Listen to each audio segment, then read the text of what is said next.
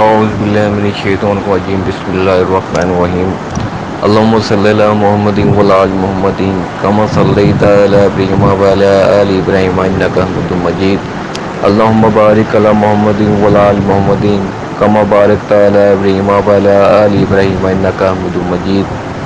اللہ تعالیٰ قرآن پاک کی سورۃ نمبر 16 سورۃ نحل کی آیات نمبر 97 میں ارشاد باری تعالیٰ ہے، جو شخص نیک عمل کرے، مرد ہو یا عورت، لیکن با ایمان ہو، تو ہم اسے یقیناً نہایت بہتر زندگی عطا فرمائیں گے اور ان کے نیک اعمال کا بہتر بدلہ بھی انہیں ضرور دیں گے۔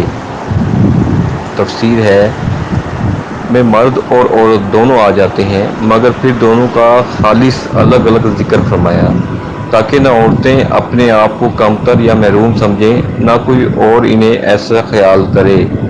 اسلام کے سوا کہیں عورت کو یہ عزت نہیں ملی۔ پاکیزہ زندگی میں حلال روزی قناعت اللہ نے جس حال میں رکھا ہے، اس پر خوش رہنا، سچی عزت، سکون و اطمینان دل کا، غنی ہونا، اللہ کی محبت، ایمان کی لذت، سبھی چیزیں شامل ہیں جو ایمان اور عمل صالح کی بدولت نصیب ہوتی ہیں۔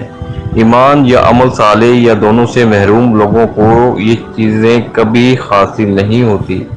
مطلب یہ کہ ایمان اور عمل صالح سے اخروی زندگی ہی نہیں، بلکہ دنیاوی زندگی بھی نہایت سکھ اور چین سے گزرے گی۔ ماہمی رحمۃ اللہ علیہ نے فرمایا کہ ایسا شخص دنیا میں اپنے عمل سے ایسی لذت پاتا ہے جو مال جا کی لذت سے کہیں زیادہ ہوتی ہے، کیونکہ اللہ تعالیٰ اسے اس کی قسمت پر راضی کر کے اسے قناعت عطا فرما دیتا ہے، جس کے نتیجے میں مال بچا کر رکھنے اور بڑھانے کی حرص کم ہو جاتی ہے۔ کافر کی زندگی مال و جا کے باوجود خوشگوار نہیں ہوتی، کیونکہ اس کی حرص اور دولت کے ہاتھ سے نکل جانے کا خوف دونوں بڑھتے جاتے ہیں۔ اہل ایمان کو آخرت میں اس سے بھی بہت بہتر اجر بدلے میں دیا جائے گا، چنانچہ ان سے یہ نہیں کہا جائے گا تم اپنے اچھے اعمال کا بدلہ اپنی دنیا کی زندگی میں لے چکے، بلکہ ان کے ادنی اعمال بھی مکمل کر کے اعلیٰ کے ساتھ ملا دیے جائیں گے۔ سبحان اللہ، جزاک اللہ۔ Please subscribe.